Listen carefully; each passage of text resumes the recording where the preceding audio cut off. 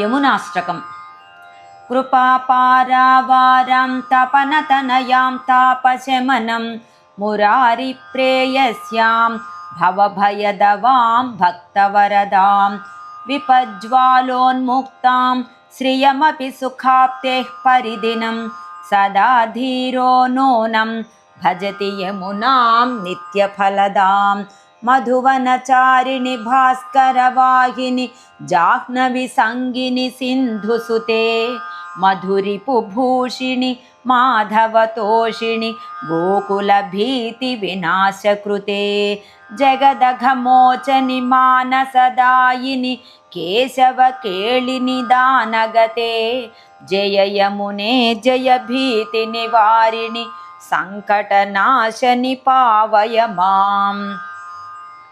अयि मधुरे मधुमोदविलासिनि शैलविदारिणि वेगपरे परिजनपालनि दुष्टनिषूदिनि वाञ्छितकामविलासधरे व्रजपुरवासि जनार्जितपातकहारिणि विश्वजनोद्धरिते जय यमुने जय भीतिनिवारिणि सङ्कटनाशनि पावय माम्।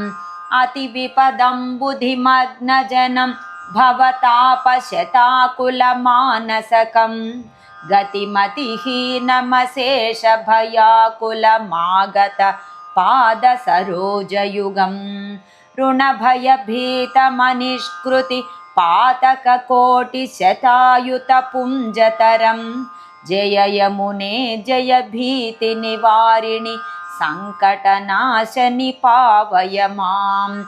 नवजलदद्युतिकोटिलसत्तम हेममयाभररञ्जितके तटिदवहेलिपदाञ्चल चञ्चलशोभितपीतसुचेलधरे मणिमयभूषणचित्रपटासनरञ्जित काञ्चितभानुकरे जय यमुने जय भीतिनिवारिणि सङ्कटनाशनि पावय माम्। शुभपुलिने मधुमत्त यदूद्वहरास महोत्सवकेळिभरे उच्चकुलाचलराजितमौक्तिक हारमयाभररोदसिके नवमणिकोटकभास्कर कञ्चुकशोभित तारकहारयुते जय यमुने जय भीतिनिवारिणि सङ्कटनाशनि पावय माम्। करिवरमौक्तिकनासिकभूषण वातचमत्कृतचञ्चलके मुखकमलामलसौरभचञ्चल मत्तमधुव्रतलोचनिके मणिगणकुण्डललोलपरिस्फुरदाकुल गण्डयुगामलके जय यमुने जय भीतिनिवारिणि सङ्कटनाशनि पावय माम्। कलरवनूपुरहेममयांचित पादसरोरुहसारुणिके धिमि धिमि धिं धिमि तालविनोदित मानसमञ्जुलपादगते तव पदपङ्कजमाश्रितमादरचित्त सदाखिलतापहरे जय यमुने जय भीतिनिवारिणि सङ्कटनाशनि पावय माम्।